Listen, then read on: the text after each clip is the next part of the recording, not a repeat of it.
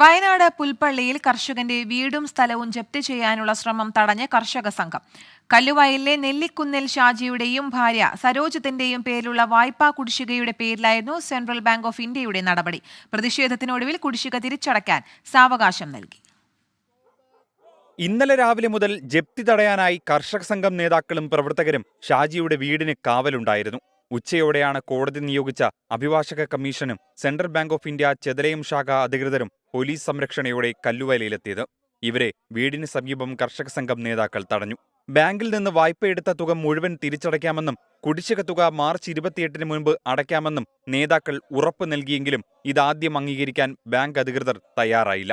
ഒരു കാരണവശാലും ജപ്തി ചെയ്യാൻ അനുവദിക്കില്ലെന്ന് നേതാക്കൾ നിലപാടെടുത്തതോടെ ബാങ്ക് അധികൃതർ പ്രതിസന്ധിയിലായി. പുൽപ്പള്ളി SI CR മനോജിന്റെ സാന്നിധ്യത്തിൽ നേതാക്കളും ബാങ്ക് അധികൃതരും നടത്തിയ ഏറെ നേരത്തെ ചർച്ചകൾക്കൊടുവിൽ ജപ്തി നടപടികൾ താൽക്കാലികമായി അവസാനിപ്പിക്കാൻ ധാരണയിലെത്തുകയായിരുന്നു. നമ്മളെ സംബന്ധിച്ച് മാർച്ച് 28 വരെ സമയം നമ്മൾ ഡ്യൂ തീർക്കാൻ ചോദിച്ചത്. നമ്മൾ കൃത്യമായിട്ട് നമ്മൾ അടച്ചുകൊണ്ടിരിക്കുന്നതാണ്. വേറെ ബുദ്ധിമുട്ട് എല്ലാവർക്കും വന്നിട്ടുണ്ട്. അതല്ലാതെ ഇപ്പോഴത്തെ സാഹചര്യത്തിൽ ഇവർ ഈ 6 ലക്ഷം രൂപ അടിയുണ്ട് എന്ന് പറഞ്ഞിട്ടാണ് നമുക്ക് ജപ്തിയും കാര്യങ്ങളും ആയിട്ട് മുമ്പോട്ട് വന്നിരിക്കുന്നത്. ഇതിപ്പോൾ എന്നെ സംബന്ധിച്ച് മാർച്ച് 28 വരെ സമയം കിട്ടിയിട്ടുണ്ടെന്നുണ്ടെങ്കിൽ ആത്മഹത്യ അല്ലാതെ വേറൊരു വഴി ഞാൻ ഇതിനകത്ത് കാണുന്നില്ല. കർഷക സംഘം ജില്ലാ president AV Jayan, Pulpally village secretary KJ Paul, Mullankolli village president CP Vincent തുടങ്ങിയവരുടെ നേതൃത്വത്തിലായിരുന്നു പ്രതിഷേധം. 24 വയനാട്.